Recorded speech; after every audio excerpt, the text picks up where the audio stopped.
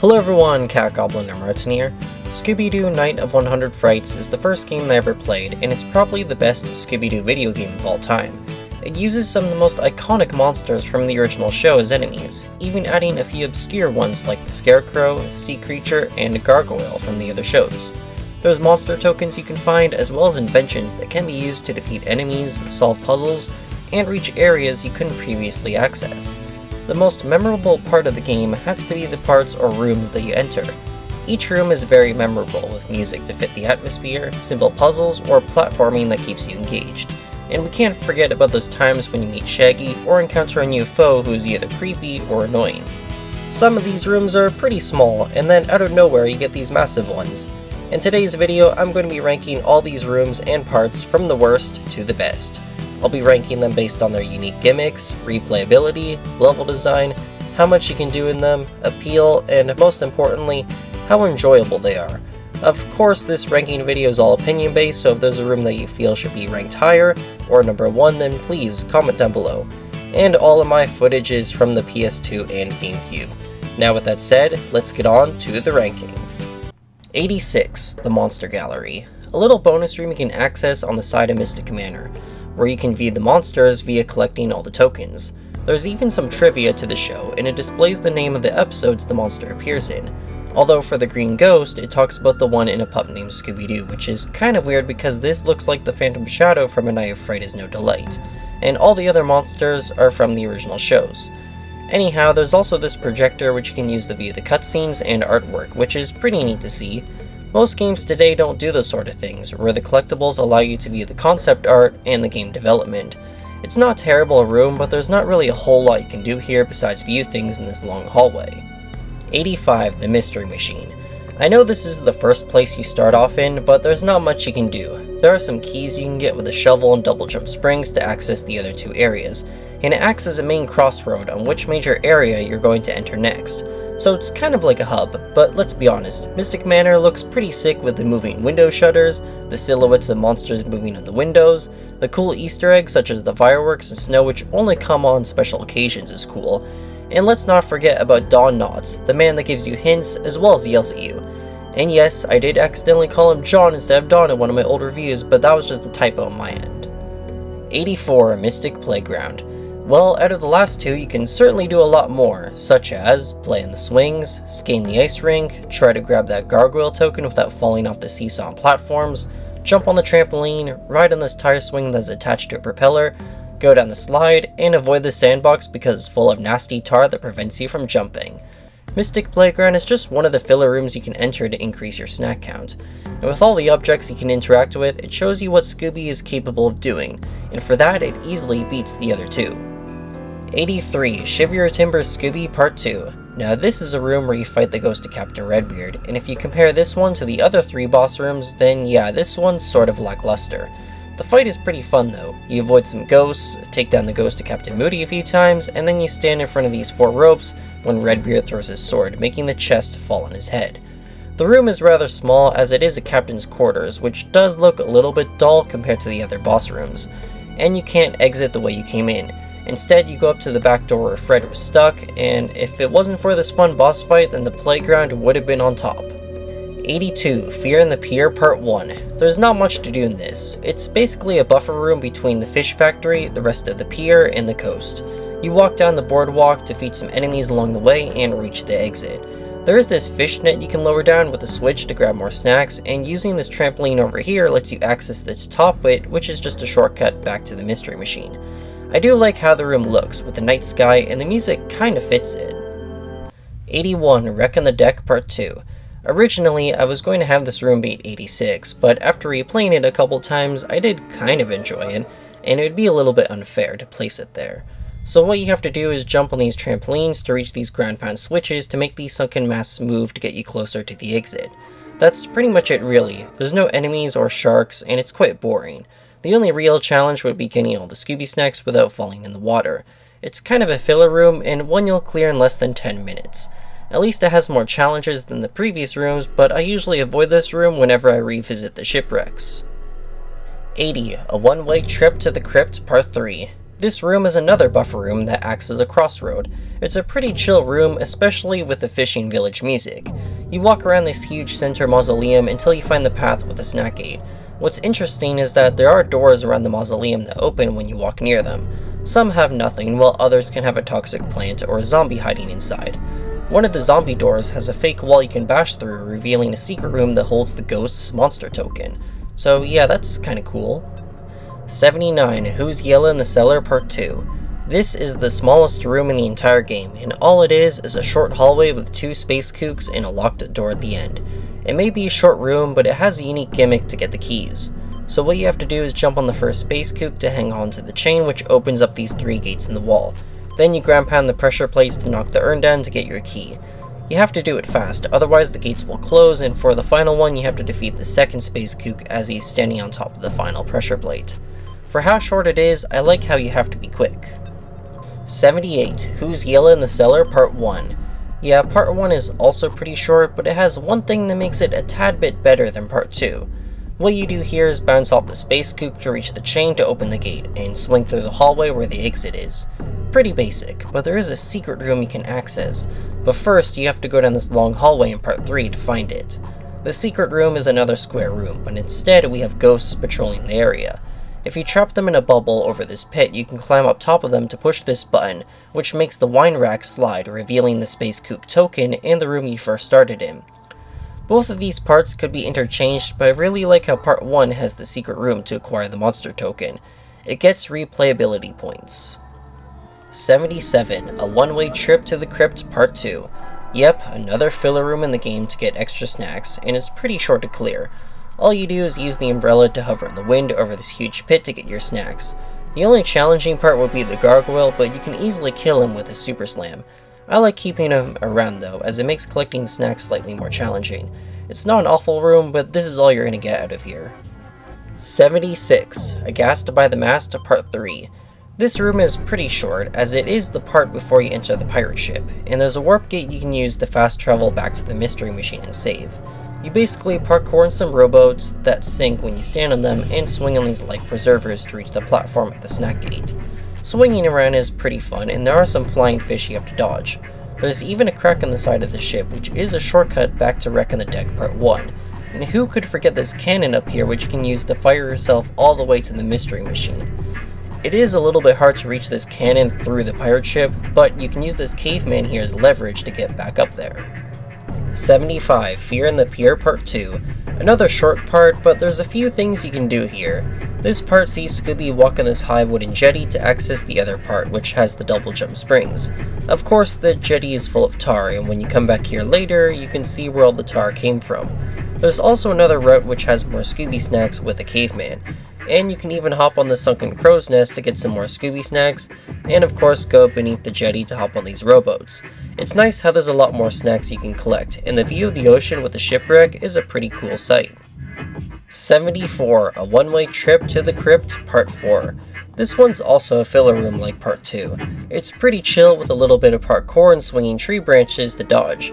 There is an upper and lower area which you can access through different parts that connect.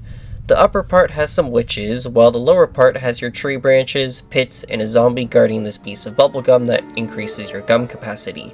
Despite how short and pointless it is, I do like it a bit, and it has a little bit of challenge when getting to the gum. But all in all, it's just so you can get more Scooby snacks. 73. Clamor in the Manor Part 3.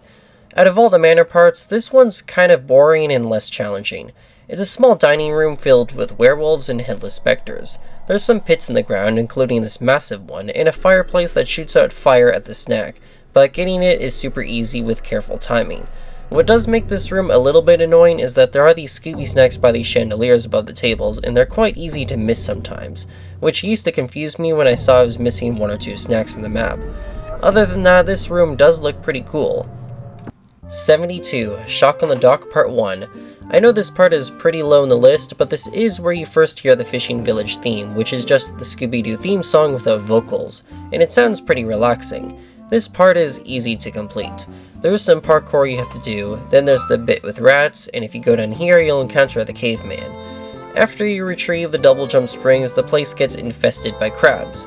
You You can even find some hidden snacks with your inventions, and of course you can take a ride on the epic Pelican. 71. A tight spot for our grave plot, part 1. The first room of the graveyard section, and it is a short one, but it also has an interesting way to complete it. We have to get keys again, only this time they pop in and out of these pits, and we have to avoid some ghosts. You can even get some extra snacks on top of the mausoleum, and by the exit, the zombie hiding in this urn in the background will ambush you, which caught my parents and I off guard when we first played the game.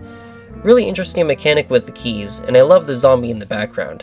Trust me, in later parts, the ambushes by the enemies get really good. 70. Going Down Which Way, part 1. The only area that has one part instead of multiple, and it uses the same nice soundtrack from Shock in the Dog part 1. This room also serves as a crossroad, as you can go to the lighthouse or use the umbrella to reach this fishing boat to access the shipwrecks where you save Fred. The path to the lighthouse has some pits to jump over, with some tar monsters and a sea creature. You can also jump down here and enter this cave to get more snacks, but the cave does get flooded, so you'll have to run. And there's also this upper deck area with the caveman, which you can only access from Lighthouse Fright House part 2 to get to part 3. Pretty short area, but I do like it nonetheless. 69. Lighthouse Fright House part 1. Yep, immediately after Going Down Which Way is the lighthouse, and I slightly like it more mainly because you get to fight more enemies. So what you do here is push this button to make the light go up, and smashing it reveals the lightning bolt invention, which allows you to do the super slam move on enemies' heads, and also break these planks. You have to reach the top as quickly as possible, as the light will drop back down if you're too slow, and there's a variety of enemies that can get in your way as you climb the stairs. 68. Fear on the Pier part 3. The better part out of the other two, as there's a few more things you can do and a challenging bit.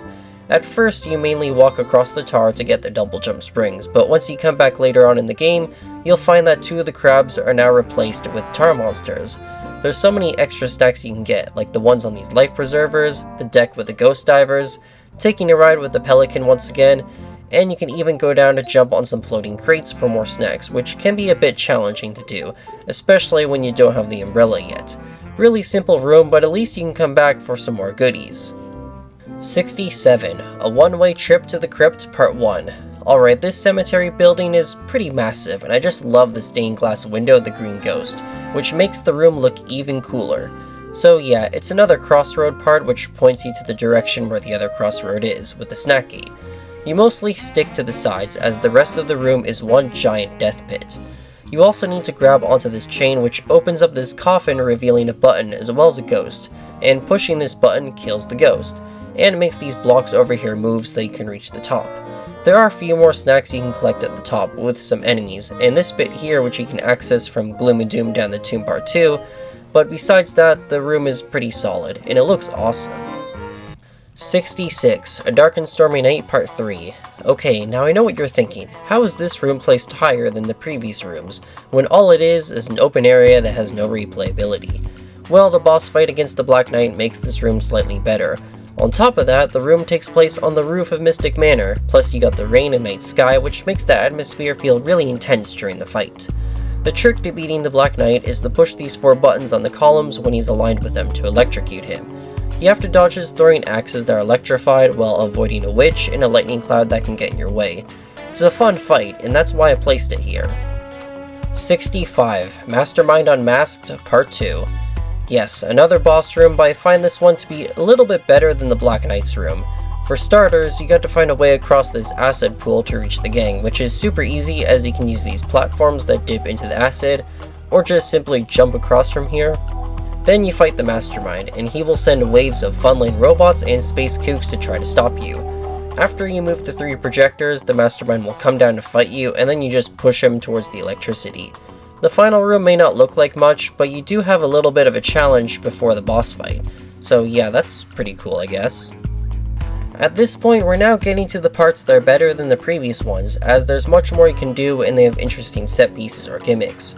Number 64 is On Edge in the Hedge part 1, the very first level of the hedge maze, and it starts off pretty strong. You've got your typical pits to jump over, spiders, flying saucers to ride on, Scooby snacks leading to enemies, the shortcut, the werewolf's monster token you got to nab, and the werewolves over here will literally ambush you. Get it? Ambush? I thought it was a good one. When I first played this game, the jump scare did kind of freak me out, but then the werewolves don't chase you, so that was kind of a letdown. It's the zombie that does chase you, and his bush tactic is far more scarier, which we'll get into later. 63. Clamor in the Manor Part 1. I was debating on whether this one should be below On Edge in the Hedge Part 1, but this is the first room of the mansion, and I do find it to be more memorable with the great soundtrack that was also used in the previous entry. The moving paintings, the bats that pop out from everywhere, and the headless specter laughing endlessly are a nice touch too. When you first start this part, you'll hear Holly calling for help as she's stuck behind this door. That's when you make your way up the stairs to get the key to free her to get your map, and walk down the hallway to enter the next part. Once you get more inventions, you can access more of the room. With the double jump springs, you can jump over to this next landing to climb more stairs, where you'll find 2 headless specters guarding a shortcut door that opens from the other side, as well as their monster token. With the football helmet, you can knock out this protruding book in the hallway, revealing a secret room with more snacks. It's a great opening part to the rest of the mansion, and I like how you can go back and collect more stuff. 62. Gloom and Doom Down the Tomb Part 2. A short part, but I do like how when you walk along the path, a zombie will pop out of the 4 mausoleums. Similar to a one-way trip to the Crypt Part 3, you can bash through a fake wall in the first mausoleum that reveals a secret room with the Scarecrow's monster token. Other than that, you can find a shortcut, and ground pounding these pressure plates will open up the coffins, revealing a ghost or boxes of Scooby snacks on the hill. What's also interesting is that each of the coffins do contain snacks, but only one coffin will spit them out, so you'll have to enter and re-enter this part to collect them all, which is kind of odd and confused me a little as a kid when I saw I was missing a buttload of Scooby snacks.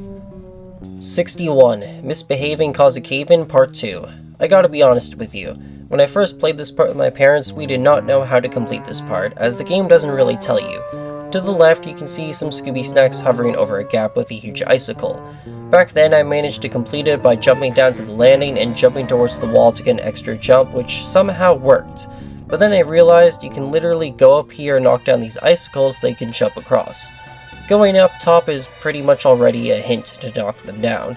Comment down below if you figured this part out fast as a kid. 60. Clamor in the Manor Part 2, or as I like to call it, the creepiest room in the entire game, mainly for the creepy music and the jump scare. When you first enter the room, you'll hear this annoying creaking noise, which actually comes from this moving picture of the creeper. Past that, you'll find that there are some webs blocking the 2 fireplaces, which requires you to go to the hedge maze to get the football helmet. Once you come back, you'll notice a headless specter walking towards you, and the creeper bursts out of his own painting, which used to scare me a lot as a kid, but I soon got over it. There's a secret back room that's an alternate path, and the exit's just over here. Pretty short room, but I really like the creeper jump scare mechanic, as it's something that you would never expect in a kid's game. With all my first games back then, this game and also Lord of the Rings The Two Towers game were probably the scariest due to these unexpected jump scares. Like, who would have thought? 59. Coast for Some Ghosts Part 3. A very simple level which sees Scooby walk along the stone walkway to reach the exit. Along the way, you'll have to hop on some wrecked rowboats to cross because the walkway is broken and there are plenty of enemies to get in your way, such as the flying fish. Now, what I do like about this part is that you can come back here later to retrieve the sea creature's monster token, which just has you ground pound this switch to bring the fishing net closer, so that you can jump across these boats to nab the token. 58. On Edge in the Hedge Part 3. Here is another simple level where you walk from point A to point B in one direction. However, this one beats Coast for Some Ghosts Part 3 as it has way more interesting traps and obstacles. Right at the start, you'll have these statues shooting arrows along the path. As a kid, I always thought they were Cupid, but looking closely, they're miniature devils.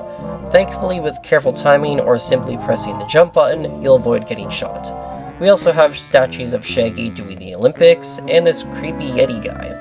This is also where we first meet the Scarecrow, who only appears in the hedge maze area. We got some jumps, and Tar, which just sucks to walk on. There's also the witch monster token you can get by jumping into this area with the boots, and once you nab it, this giant thorn ball will chase you, so you gotta run like it's Indiana Jones, and then the creepy music from the mansion plays. That's pretty much it for this part. Well, we do have a shortcut to the sea cliffs up on this hill, but it can only be accessed from the other side. 57. Panic in the Attic Part 2. Did anyone else struggle in this level as a kid? Well, my parents and I sure did.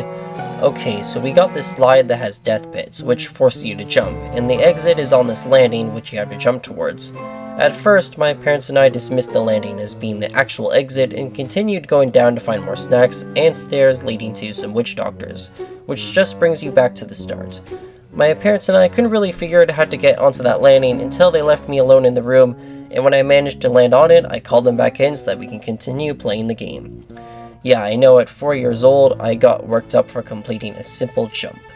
Anyhow, we do have the Creeper's monster token to nab, which requires us to get the suction cups so that we don't slide, and it is creepy hearing the witch doctor grunt on the other side of the wall. Overall, the part makes a good use of the sliding mechanic. 56. Don't Look Down Scooby-Doo Part 1. As in the name, rather than being inside the mansion, we are now outside on the side balconies, and yes, falling will get you killed. You just have to make your way to the attic entrance by swinging on some lanterns. I like the atmosphere, as well as the rain, and the level just looks super massive. My favorite part of this level is that we are introduced to the gargoyle, who's sleeping on his podium, which is a mechanic that was only used here for some reason, because in other parts you either see him flying around or hiding inside of an urn.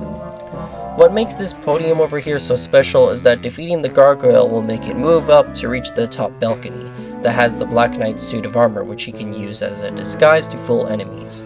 You're supposed to ground pound on his head, but usually lure him out a bit, then bash into him with the helmet by standing on his podium. 55. Don't Look Down Scooby-Doo Part 2. So we are inside from the rain now, and we got to go into this backroom section and collect keys while avoiding the witch doctor's attacks. The backroom area is pretty tight, and if you're too slow, the witch doctor will shoot a flaming skull at you, which can be a bit annoying to dodge here. I do believe that Part 1 is better looking than Part 2, but honestly, these two could be interchanged. I just like how you have to get keys in a tight area as fast as you can before the witch doctor fully notices you. 54. Who's Yellow in the Cellar Part 4. Back in the cellar again, and this is a pretty decent cellar part. As soon as you enter, you'll spot the creeper chasing Shaggy into the laundry room up on this platform with the gates shutting behind them. To open the gate, we must skate inside this huge freezer and ground pound on the 4 pressure plates on each of the corners while being chased by 3 space kooks. Not too difficult, but you do have to do it fast, otherwise the pressure plates will pop back up. Once you get to the laundry room, you'll find the soap invention which can trap enemies in a bubble, as well as a shortcut back to Mystic Manor's kitchen.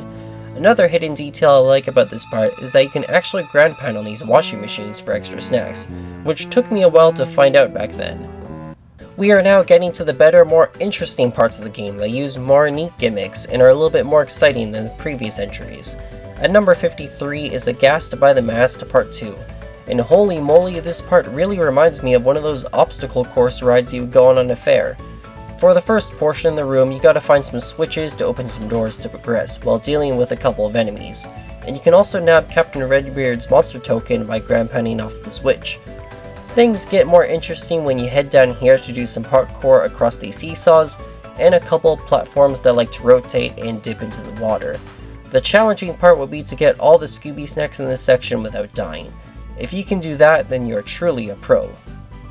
52. Wreck of the Deck Part 3. Yet another obstacle course-like part in the shipwrecks, and I like this one a little bit more, probably because it isn't a pain to go through after you die.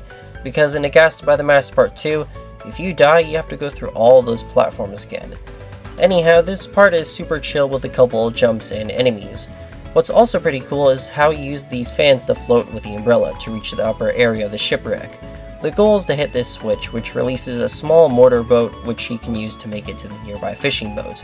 When coming back up from here, you have to tilt the seesaws to climb back up, which makes the seesaws useful, and if you explore some more, you'll even find the Captain Moody's monster token.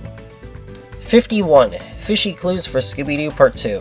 The fish factory parts are probably not my favorite parts in the entire game, mainly because they are loud, take place inside a boring factory, the factory floor is also slippery, and you see those piles of fish on the floor? Yeah, if you go near those, a giant sea creature will pop out and will try to eat you while laughing menacingly. Okay, the jump scares in the fish are pretty clever, but Part 2 is actually a pretty chill part. You gotta roam around the room collecting keys to progress. That's basically the whole room. I do like how short it is, but the other fish factory parts have a lot more interesting things to do when it comes to getting to the exit. 50. Fishy Clues for Scooby Doo Part 3. Taking place in the same area, Part 3 has a lot more going for it, as you'll have to navigate your way across moving platforms to get to the other side. It's also a chill part, especially with the music, and there are so many snacks you can collect. I don't have a lot to say for this part, at least there is a strong emphasis on platforming, and it won't take too long to complete. And also, the soundtrack here is also used in the title screen, and these are the only two places where the soundtrack plays. So yeah, that's kinda interesting. 49. Shiver Your Timbers Scooby Part 1. Oh boy, we get to go on a pirate ship that we always see in the background of the shipwrecks, and we're collecting keys again to get to the captain's quarters to face off against Captain Redbeard. What makes this part stand out from some of the others is how you got to jump on these rowboats covered with a tarp that act as a trampoline to reach these small platforms, which you can use to jump on more trampolines to reach the key. I like how getting each of the keys is a little tricky, as there's more platforms that flip and they start to move fast. Then when you get to this part, you just gotta climb these fast moving platforms to get your final key. This ship is filled to the brim with Scooby snacks. The rain is a nice touch, and I like how the soundtrack helps make this part sound even more hectic than it already is. 48. Mastermind Unmasked to Part 2.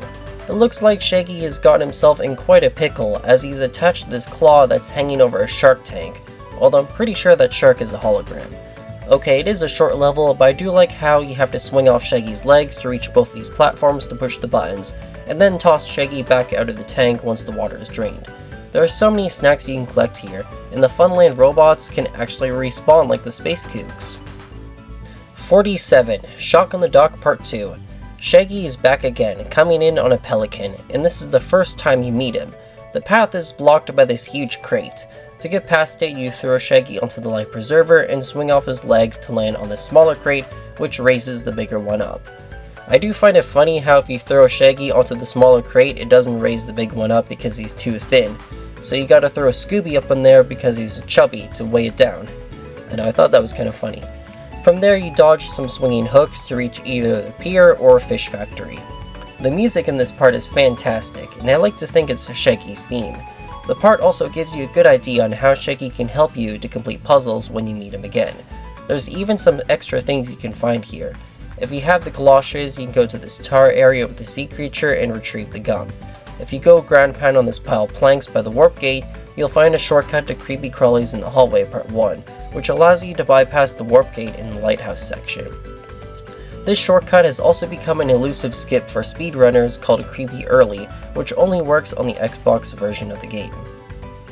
46. All Scares Upstairs Part 1. This part of the mansion is really hectic. You've got burning chandeliers, death pits, and loads of enemies, including the witch doctor, which you first meet here. It's a really basic room with loads of enemies to defeat. I like the maroon color of the room, which does match the witch doctor, and it was cool to see a new enemy in the game. If you go to this landing here, you'll find Don Knotts next to a shortcut that takes you to the first room in Mystic Manor, where the Headless Spectres are. 45. Mind Your Manners Part 3. The fishing village theme is back, and it fits this room quite well, as it makes it feel relaxing. We got some hallways with ghosts and flying carpets. Then you get to this giant death pit, and the only way past it is by taking a ride on a moving chandelier, which is a unique gimmick. We enter another hallway with some werewolves, and a button that reveals the starting room with a secret passage that leads down to the exit. Pretty simple room, but I just love how chill it is getting through it. Again, it's like a giant obstacle course. 44. Coast for Some Ghosts Part 1. You start off in this cave with some pits to jump over, and a few enemies to fight, and also some crabs. Once out of the cave, you get this amazing view of the cliffside. After a couple more jumps, you just need to find some keys in these boxes in the platform, and you'll be all set. There's more to the cliffs too, as you can get some gum on this upper part. It's cool how you start off in this small cave and make your way out to some side cliffs towards these houses. 43. Scared Stiff at Skull Cliff Part 3. Out of the sea cliff parts, this one is probably the most chill of them all. You got the Mystic Playground music playing, there's a couple of enemies that get in your way, and you can hop on these moving platforms to reach the other cliffs. It's overall a relaxing level you can breeze through. And if you push these two buttons here, you can reveal some more moving platforms that takes you to this little cliff that has a gum piece guarded by a sea creature. 42. Fishy Clues for Scooby Doo Part 1. We're back in the fish factory, but things get intense as we have to walk and jump across these moving conveyor belts to reach the other side without falling. If you accidentally fall, then you'll be in a world of hurt unless you stay still to defeat all the sea creatures when they emerge from the fish. On top of that, if you push this button, it activates a fan, which you can use your umbrella to land on this little platform that takes you to a secret area up top, where you'll find the tar monster guarding its token. It's a solid part, and parkouring across the conveyor belts can be quite challenging. 41. Clamor in the Manor Part 4. And just like the last part, it plays the same hectic music, which really matches the intensity of this level. You'll notice straight away that the door at the end is locked, so you'll have to get the key, which is on top of a burning stove. And to nab it, you got to activate the water sprinklers to douse the flames. You only have a short amount of time before the water stops and the floor is slippery. If you're really careful though, you can nab the key without having to turn the water on, but I really like the sprinkler mechanic a lot. Once open, you make your way to a short hallway section with the ghost of Geronimo, and this is the only room in the whole game where he permanently stays in, which is a real shame considering how he has two different animations for attacking you. Other than that, this is a pretty solid room to get through. 40. All Scares Upstairs Part 4. So right when you enter, you'll see that there's no floor, but rather a huge pit that looks like some sort of storage area. And the creeper falls down first, because he's dumb. To get through this area, you're meant to bounce towards the chandeliers and make your way to the other side. The only difficult part would be the bats, but you can just jump on their head or open these two chests at the bottom to suck them in. There are a ton of snacks you can collect here, and once you make it to the other side, you'll fight a bunch of enemies before reaching the exit. I can't help but wonder what this room is supposed to be. I always imagined there'd be some sort of huge dining room with lots of circular tables around, and there would be a lot of dancing. Perhaps a stage. Guests can then go in the balcony, and then the bottom part would presumably be some sort of storage area, or a little room where you can send food up through an elevator. 39. Panic in the Attic Part 3. This part is a pretty easy attic level. You traverse through the corridors fighting witches and witch doctors, while also finding keys, which is a nice change of pace. The keys are quite easy to find, though for the second one you just have to go up on the beams to nab it. And also these empty picture frames will fall when you go near them, which I guess makes the room a little bit eerie. 38. On Edge in the Hedge Part 2. Second room of the hedge maze, and it's like a giant obstacle course. You'll encounter a few werewolves and zombies on the path, a floating table to ride on, toxic plants, and of course many death pits. It's an easy part that you'll cruise through. You'll even meet Dawn Knotts, who will give you the bunny slippers and lampshade invention, which makes it so that you can sneak past enemies hiding inside of an object.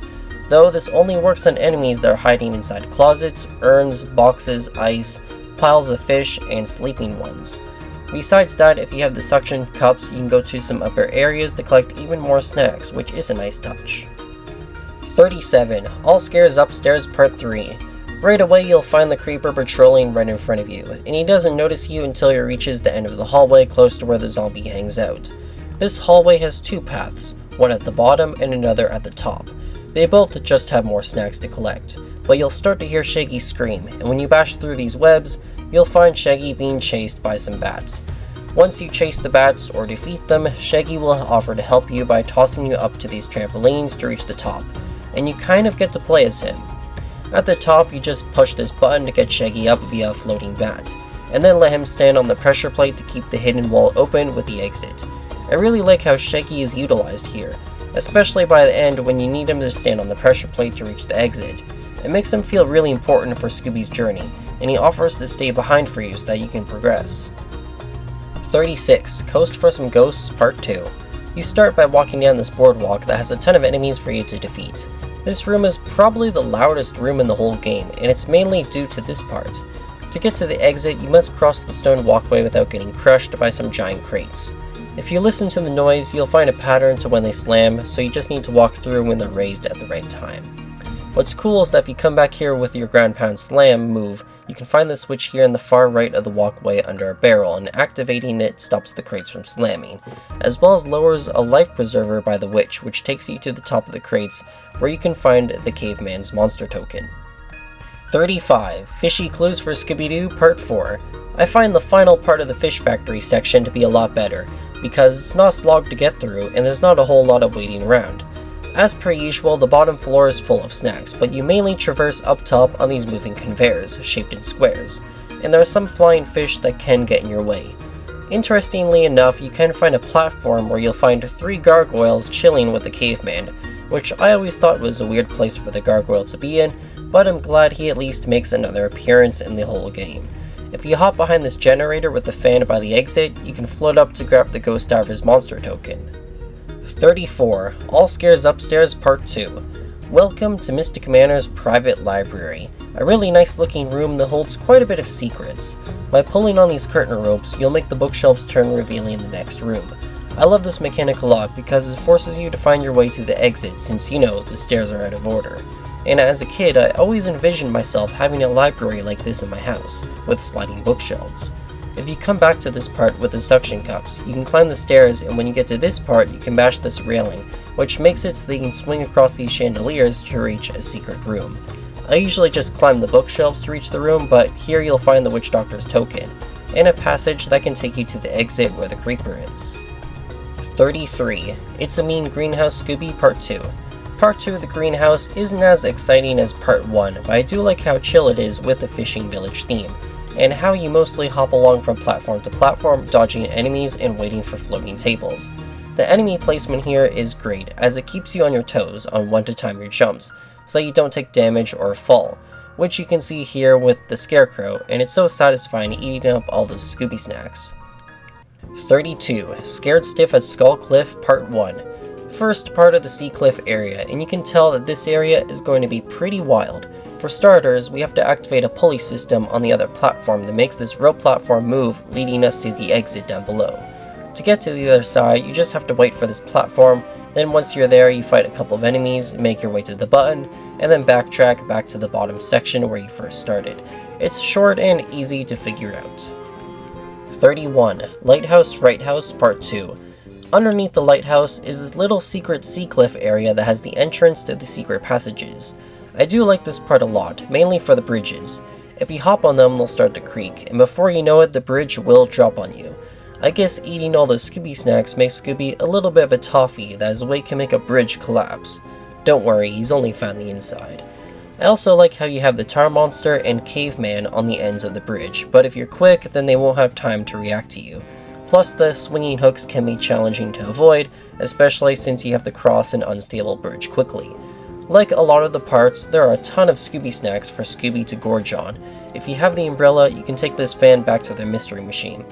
The door up here takes you back outside of the lighthouse, and can I just say that you can completely avoid the snack gate in the tunnel by warping back to Shock on the Dock Part 2, ground pound on these planks, and boom, you're in the secret passages for free. 30. Wreck on the Deck Part 1. I know this part is short, but it has a really interesting mechanic to complete it. To reach the exit, you have to lower these sunken crow's nests down by ground pounding a pressure switch on this big rock. Sounds simple, right? However, the water level will rise from time to time, covering the rocks, which forces you to wait on this one dry rock before hopping over to the big rock as fast as you can. The water rising is a pretty good mechanic, and one that you don't see too often in 3D games like this one. And it also fits the environment, as you're on your way to the shipwrecks with stormy and uneasy weather. At the start, you'll even dodge some flying fish along these rocks, and there's a shortcut up on this part with the caveman, which you can only first access in Aghast by the Mast Part 3. 29. Who's Yella in the Cellar Part 3. Now this is what a cellar should look like, unlike the other parts of this area that have really small rooms. There are branching paths that can take you to different parts. This long hallway down these stairs with a bunch of ghosts can take you to the secret room in Part 2 with the Space Kook's token. The room with the pools leads to Part 4, the main exit. And if you bash through this fake wall, you'll find this huge death pit with a tunnel that you can glide to, which takes you all the way to Gusts Abound Underground Part 1. There are two things I really like about this part. First being the enemy placements. You'll see tons of ghosts patrolling the corridors, and since some of them can move fast, it makes it a little bit tricky to dodge multiple of them. We've got two creepers in boxes, which surprised my parents and I when we first played through this part. Oh, and you got the Space Kook in the tunnel, which is kind of unexpected. The second thing is how you get the keys to the freezer. The keys are floating above these little pools. Touching the water just straight up hurts you for some reason. I like to think the pools are extremely cold, which explains why you take damage, and the fact that they're just outside of the freezer. Then of course, the ghosts can get in your way, but hey, I do like myself a good challenge from time to time. 28. Mind Your Manners Part 1. Not gonna lie, this room looks pretty sick. I love the evil music at the start. The green tinted windows, we've got some mist surrounding the switch, and this is the turret of Mystic Manor. The stairs to the top are broken, so we have to jump over some gaps. There are some ghosts floating around and they can get in your way, but with perfect timing they won't bother you. When I first played through this level, my parents and I thought you can kill the ghosts with the football helmet, only to realize that you can't and they're invincible. Once you're up at the top, you just get a hallway with some gaps and a werewolf will pop out of a closet by the exit. One thing to note about this part is that if you kill the witch, the fishing village theme will play. Even activating the fan by headbutting this button can kill her, and also clears the mist. If the fan wasn't already a hint, you can come back here with the umbrella and float up this trapdoor, which takes you to Cower in the Tower. Also, if you kill the witch, she will never appear in this room again, unless you restart the game or don't save. The same goes for the Ghost Diver in Captain Redbeard's quarters. 27. On Edge in the Hedge Part 4. Uh-oh, looks like we've got some thorns on our path, but have no fear because Shaggy comes along driving a lawnmower and he gives you a free ride over the thorns. Now, I absolutely loved this part as a kid. While riding in the back, there's a ton of snacks to nab and obstacles to avoid. When Shaggy goes through these gazebo garden tunnels, you gotta hop on these unstable platforms and wait on a seesaw the second time. I think those things are considered gazebos. What's that? It's your gazebo, Mr. K. But where's the dance floor? The hot tub? All the party rooms? I don't know where you got that idea, Mr. K, but this is pretty much what a gazebo looks like. That's not what I wanted. Take it away. Now! Ugh. Obviously you can't touch the ground because, well, it's all thorns, but we also have these statues that shoot arrows, carnivorous plants that have toxic breath, and these really cool demon statues that breathe fire. They kind of look like something you would see in a traditional Buddhist temple. Even the scarecrow is an obstacle you jump over. This part is pretty fun, and you gotta keep an eye on the obstacles that come ahead. 26. A Dark and Stormy Night Part 1. We start off in the rooftop courtyard with 2 creepers and a small storm cloud that zaps lightning on the puddles in the ground. To further progress, we must hit this switch, which lowers this part of the fence on the right, but you better rush over there, otherwise the fence will come back up. From here, you just have to make your way to the left side by dodging enemies and jumping over these flaming chimneys that shoot fire from time to time. Once you hit this button, you're pretty much golden. The amount of obstacles in this part can be quite hectic, especially the chimneys and Stormcloud, which forces you to be a little bit patient. If you have the suction cups, you can climb the sloped roof over here for some more snacks. 25. Gusts Abound Underground Part 2. For this room, you gotta unlock a hidden door that takes you to the exit, but first we need to find some keys, and to do that you have to stand on this barrel close to the warp gate to activate a fan. Then, as you probably already guessed, you float up, collect your keys, and you're in. Float up that big fan and the door is just right past that zombie. I think it's kind of funny how to activate the fan on the floor you just have to stand on some random barrel. Like, who would have thought? Although for my parents and I, we immediately went towards the barrels to break them for Scooby snacks, only to realize that the one can't be broken. The enemies aren't really too annoying, except for the zombie at the end. If you float up while he's standing at the edge, not only will he make it hard for you to land, but if he hurts you, you will fall all the way back down. And this fan is quite slow to float up, so I would just float away to the back. There's also a shortcut that takes you to Creepy Crawlies in the Hallways Part 1. 24. A Dark and Stormy Night Part 2. Looks like Shaggy has gotten himself in some serious trouble as he's being chased by the ghost of Geronimo. And it doesn't really matter if you choose to spare or eliminate Geronimo, because he'll permanently disappear from this part, unless you restart the whole game. With Shaggy safe, you can use him to toss you up to this ledge with a pressure plate, and once activated, all the chimneys will stop burning, and then a witch comes by to drop Shaggy off in a chimney. Surprisingly, this becomes helpful, because if you stand on one of these 4 chimneys over here, Shaggy will launch himself out of the chimney like a cannonball, giving you height to nab the keys to progress to the Black Knight boss. Really creative way to get the keys, which is why I placed it here. 23. A Tight Spot for a Grave Plot Part 2. One of the only rooms that uses a different soundtrack exclusive to this part, and I like it. It has a puzzle solver theme to it, which is what this room is all about. To open the door, all 4 pressure plates need to be weighed down, and so we parkour up to the top of the towers on these moving blocks. At the towers, you just have to push the urn down to weigh the pressure plate. For the last one though, you just have to swing on this chain to knock it down.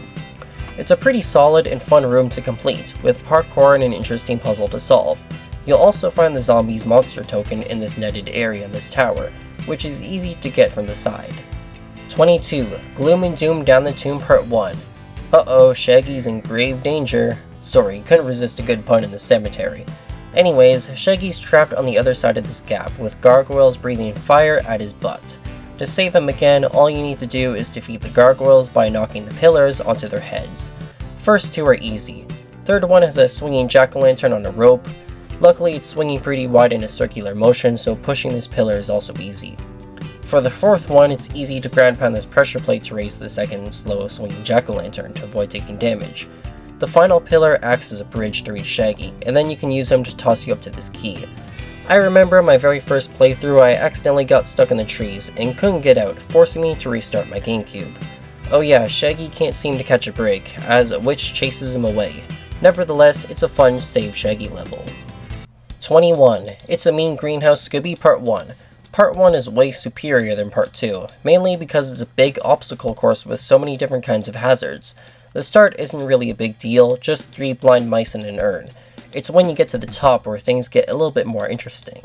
We've got a cauldron to jump over, statues firing arrows, toxic plants to dodge with zombies patrolling near them, some moving seesaws above these thorns, and 2 more toxic plants on your way down. There's so much going on and I love it. Even the enemy placements are quite good, especially since you start off defenseless and can't defeat any enemies yet. If you have the football helmet, you can bash this crate wall past the zombies to reveal a hidden passage with some parkour and moving pillars to get more snacks. 20. Chills and Spills on Haunted Hill Part 1. Shaggy's theme never gets old, and it does fit this part quite well. You walk along the path, jump over pits, and avoid swinging tree branches. The tree branches aren't difficult per se, but you do need to be careful around the ones over death pits, and the one with the spider at the end used to annoy me a lot. But if you're quick, you'll reach the end unscathed. We got scarecrows that fall from trees, and werewolves that ambush you from the thorn bushes when you touch this sandwich, which I thought was kind of funny. With more inventions, you can use the zombie on the hill to climb up on the trees for more Scooby snacks, which is nice, although for me, I actually get up on the trees early by hopping on top of this arrow sign, and then going to the tree on the right to get the snacks early to increase my count for the next snack gates. 19. Gloom and Doom Down the Tomb Part 3. Yep, this is the boss room with the green ghost, but before you fight him, you have to unlock the gate by finding 2 keys. The hill is guarded by 6 tar monsters, which aren't very difficult to take down. The keys are also next to an urn with a ghost inside. You can either rush in and grab the key, or play it safe by using the Black Knight's armor, retrieve the key and bolt before the ghost bursts out. The fight against the green ghost is fun. You'll have Daphne open the coffins up, and once the ghost is hovering over it, you can ground pound the pressure plate to suck him in. Later on in the fight, the toxic plants will breathe out toxic breath over the pressure plates, forcing you to be careful, and if you make it to the gate across the green pit, you'll go straight back to the mystery machine. This boss room is much more interesting than the others, as you actually have to gather keys first, and then fight your way through at the start. 18. Little Lab of Horrors Part 2. What I find most interesting and challenging about this part are the hazards at the start. We've got electricity blocking the way, with enemies guarding the button to turn off the power.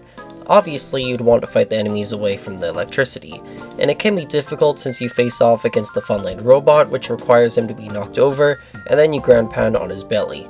And of course, the Space Cuckoo will shoot you. This button over here getting zapped in the large room is also pretty important, as it raises a platform for you to reach the platform with the snack gate, so timing that ground pound is key. There are a couple more things you can do here. We have a secret room which is just a pool of acid hiding Scooby snacks. And in case you're wondering how it all connects, the pool is just under this platform where the snack gate is.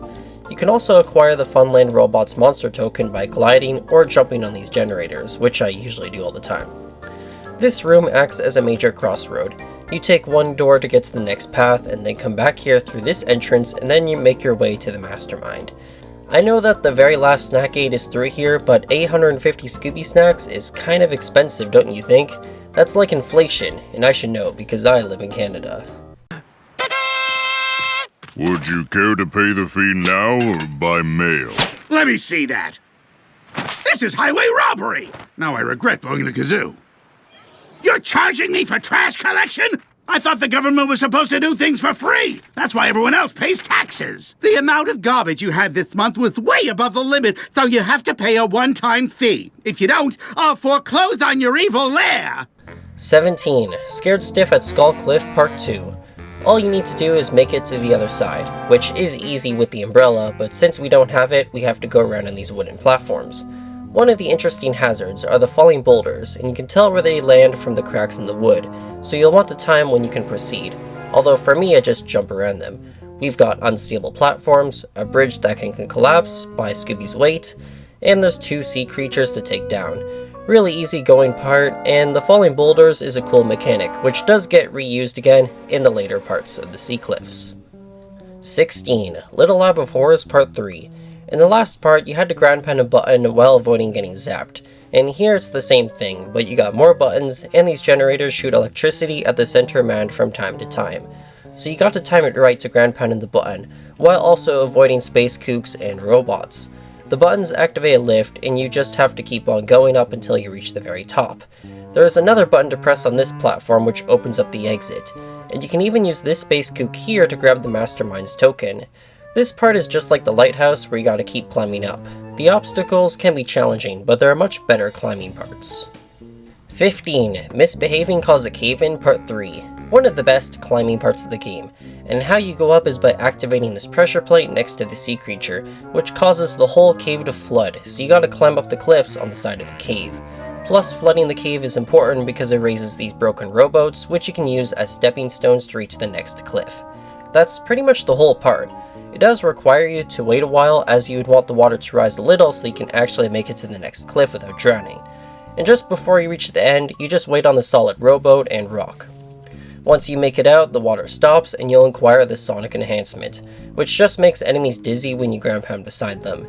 You can also find more snacks with another sea creature to the right, which took me a while to find as a kid, and strangely, you cannot re-enter this part from the exit like with most parts, as the warp gate in the graveyard is in the way.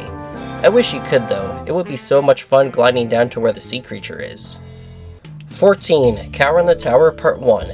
Cower in the Tower is short compared to Misbehaving Cause a Cave-In Part 3, and it may not have rising water, but certainly has a lot going for it, even having the Creeper's theme to make the part feel like an eerie old attic where monsters could hide and jump out, although the last part did have the same music at the start, until you hit the pressure plate.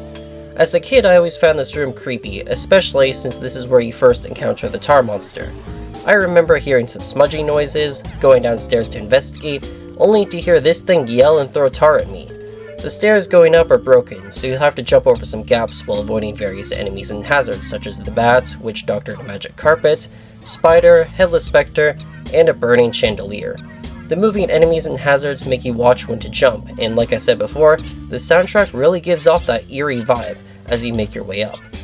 After you defeat the Black Knight, you can enter a door at the very top where you'll find the Black Knight's monster token, and this area can be accessed anytime with the galoshes on the tar landing. 13. Misbehaving Cause a Cave-In Part 1. Whoa, this cave looks pretty neat with a cool ice effect. The exit gate is on the slope, which is why you need the suction cups, and we have to collect keys on the ice. The cave does have some sea creatures and gargoyles that will try to ruin your day, but it's nothing Scooby can't handle. Also, I'm not sure if anyone has noticed, but the sea creature and gargoyle have the same flippered feet, so that's pretty interesting. It's cool that you have to collect keys while sliding on ice with enemies to dodge, and there's a rocky path you can climb to nab the Green Ghost monster token, as well as find a shortcut back to On Edge in the Hedge Part 3. 12. Mind Your Manners Part 2. We're greeted by Shaggy screaming and getting chased by a monster again, and it looks like the creeper is blocking our path, so we have to collect keys again. The floor is slippery, making it a tad bit challenging when you have the creeper chasing you. Once you unlock the door, you just make your way up to the next level via floating tables and pictures of the mastermind. Each floor has a ton of headless specters walking around. Then the top floor has some witches. It's a part that's like a big obstacle course with enemies to dodge, which is why I like this room better than Misbehaving Cause a Cave-In Part 1, as you do a little challenge at the start on the slippery floor, followed by an obstacle course. And if you pull on this curtain rope here, you can lower some chandeliers to grab Geronimo's token. 11. Panic in the Attic Part 4. Didn't expect to find the caveman up here hiding inside of a box. He sure did surprise me as a kid. The final attic part ends off with a banger, and there's a lot going on. We need to get upstairs, only there's a huge gap, which, I mean, you could just jump over it. Or you can like climb up top on these piled boxes and junk to go left, avoiding the burning chandelier, and then make your way down this hallway where you'll find the witch doctor. You'll notice this little gap in the wall on the top landing, and barrels come rolling down. So I guess Donkey Kong is up in the chimney throwing barrels. 2 barrels can come down jumping off the steps, and then a single barrel comes down without bouncing. So you can either just run up or play it safe and wait for the single barrel to come down while climbing. It's a really cool part. 10. Aghast by the Mast, Part 1. Remember that cool shipwreck by the rock you see on the pier? Well, now you get to go one of those in this part. The boats are on an angle, and it's also raining, so traversing them makes it pretty slippery. It always bothered my parents and I how the suction cups can never be used here. Oh well.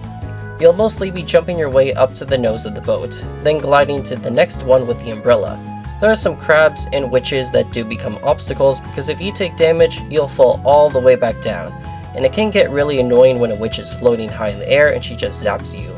Besides that minor annoyance, this part isn't too bad to complete, and the boat at the end does have more snacks to increase your count. 9. Lighthouse Fright House Part 3. Last of the filler rooms, and it is optional as you can only enter it from the upper deck of going down which way. And it might be the best filler room, and it offers way more challenges and snacks than the previous ones. The part has a lot of water with rocks and broken rowboats scattered around that you can use as stepping stones. There are some landings on the sides of this massive rock, which does have enemies, and yet it plays the creeper's theme, which makes the part feel even more creepy. It also doesn't help that the tar monster sounds really creepy and he can spot you from quite a distance. We do have a rock island that you can find full of crabs and a caveman, which just has a soapbox to increase your count. And you can exit by floating up this pipe, which takes you to the pipe and going down which way. It's a really interesting part and side room, and I love the water and the rain. 8. Creepy Crawlies in the Hallways Part 1. A dungeon that is home to the ghost of Captain Moody, and this is the only part he permanently appears in. It's too bad he isn't encountered a lot, outside of the fight with Redbeard in here. Captain Moody is flying above the center platform, which is in the middle of a pool of bats, and he's also accompanied by the sea creature, who's guarding some pressure plates, which you need to ground pound to open the gate. You then have to follow the path to the door, but there are some boulders that come rolling down, so you gotta watch out for that. It's a really cool looking room, and I always thought it was neat that Captain Moody and the sea creature are the ones guarding the entrance. To me, it looks like they both jumped out of that pool and are ready to attack any intruder who stands in their way. We also have some shortcuts.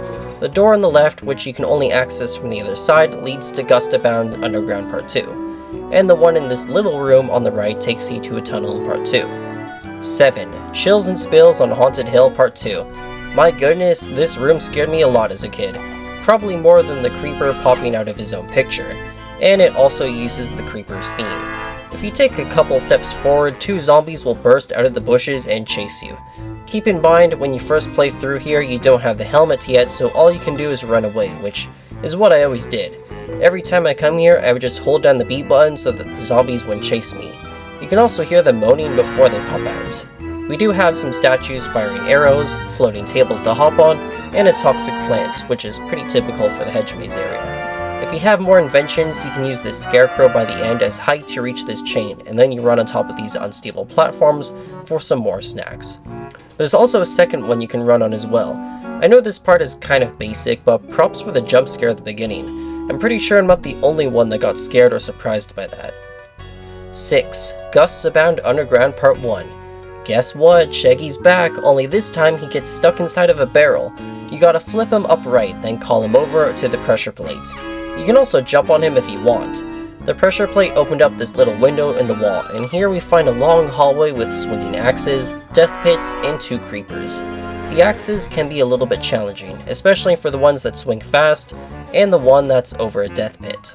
There are some fake walls like this one where the creeper busts out of, and the second one has the key to open the gate for the exit. The room that the creeper bursts out of has a button you can press which drops the swinging axe platform behind you and reveals a box of Scooby snacks. This part has such a unique way to use Shaggy, and it's got a nice long hallway with some obstacles. 5. Creepy Crawlies in the Hallways Part 3. If you couldn't already tell, this part is some sort of torture room in a secret passage inside a sea cliff underneath Mystic Manor. There's swinging axes just like the last entry, though they are small and just have enemies in the way in between them. After that, you go into this big room with ghosts flying around and 3 fire pits that have keys and cages hanging above. You mainly just come here for the plunger, but after you save Fred and come back here, you'll be greeted by some space kooks, and you just need to bounce off their head to reach the top. Hence why they keep respawning so that you're not stuck. Don't think you're out of the woods yet, because the exit is blocked by the statue bull's head that breathes out fire, and the only way to get through is by collecting all the keys. By activating this pressure plate, you'll activate a fan below to get up, and make the cages go into the fire pit open. So you have to jump on some seesaws to grab onto these 3 gibbet cages to pull the keys back up. Once you collect them, you're pretty much all set to go. What an interesting way to get keys. And I also remember glitching behind the fire by the exit after dying so many times. Not sure how I did it, but this room is pretty fun to complete. 4. Creepy Crawlies in the Hallways Part 2. I always find Part 2 to be the best of Creepy Crawlies, mainly because of the creepy music, gameplay mechanics, atmosphere, enemies, and how enjoyable it is. Upon entering, you'll walk around this huge pit, collecting keys hovering above cauldrons, which you have to nab when the cauldrons don't bubble. And you do all of that while being chased by a gargoyle, or you can just eliminate him right away as soon as you enter. There is a secret tunnel on the side of the pit down below, but it just takes you back to the previous room with Captain Moody and the sea creature. With all the keys, you can now enter the hallway, which has a bunch of prison cells. And guess what? Shaggy's in one of the cells, so we gotta bust him out, which isn't too difficult to do once you bash through the fake wall in the first cell on your right. With Shaggy free, he can now help you grab the key in the hallway, which takes you to Part 3. And he also mentions about the entrance to the secret lab, though you can only access that part once you get the soap invention, which spawns in the bats. The creepiest part about this part is the zombie in the cell that you release is a little bit glitched. So when he patrols, he runs as if he spotted you, which really scared me as a kid, and still kinda creeps me out to this day. Other than that, this part looks fantastic, and it really does look like you're in some sort of twisted dungeon on the side of a sea cliff, with only the view of the ocean from your cell. 3. Chills and Spills on Haunted Hill Part 3. Honestly, I had no idea where to put this one, because I really like it a lot, and if you compare this to some of the previous entries, then yeah, they certainly have a lot more gimmicks.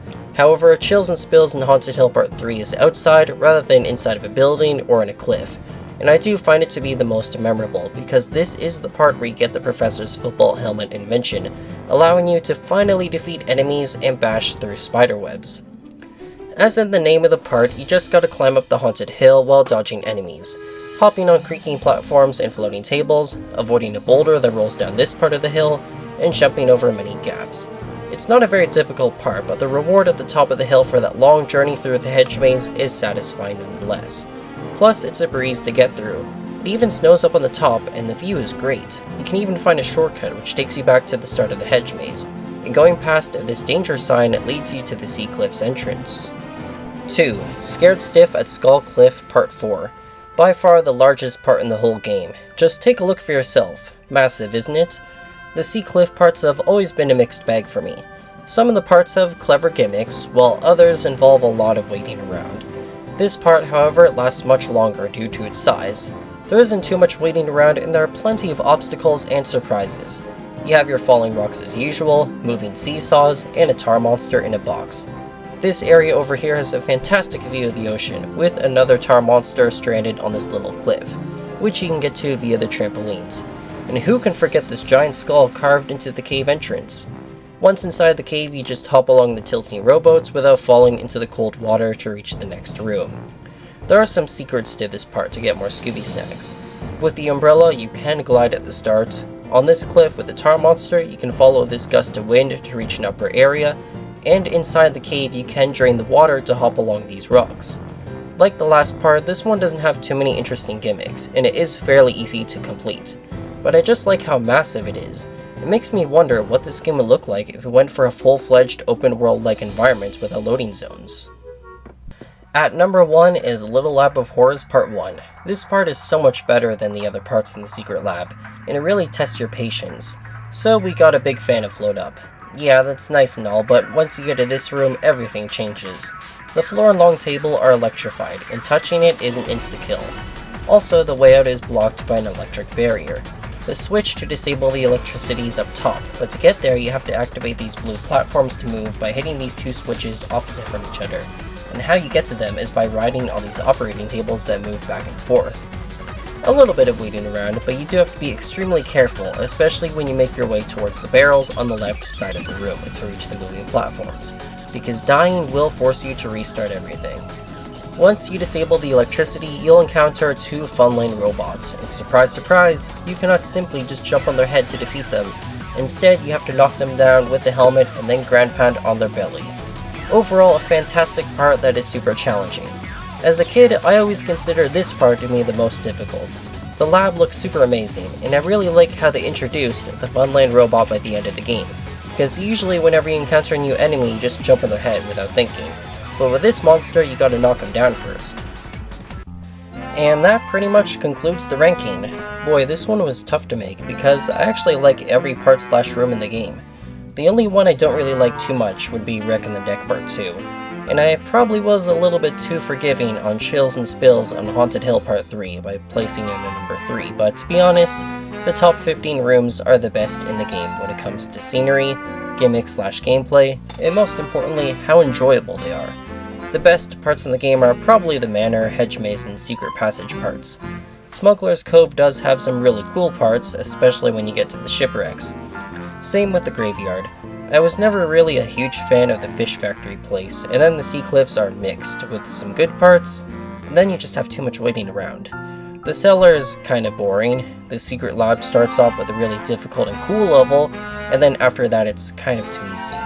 I kind of stuffed the secret lab parts wherever would best fit them. I know it's been a while, but I did just finish my internship for college, so I'll have a lot more time to work on videos. And I do plan to make more ranking videos like this one in the future. And I also want to make a series of short videos for Scooby Doo Night of 100 Frights based on facts of the game, or stuff you wouldn't know. Other than that, I hope you all enjoyed the video. Comment down below which one of these parts is your favorite, and I will see you all next time. Goodbye.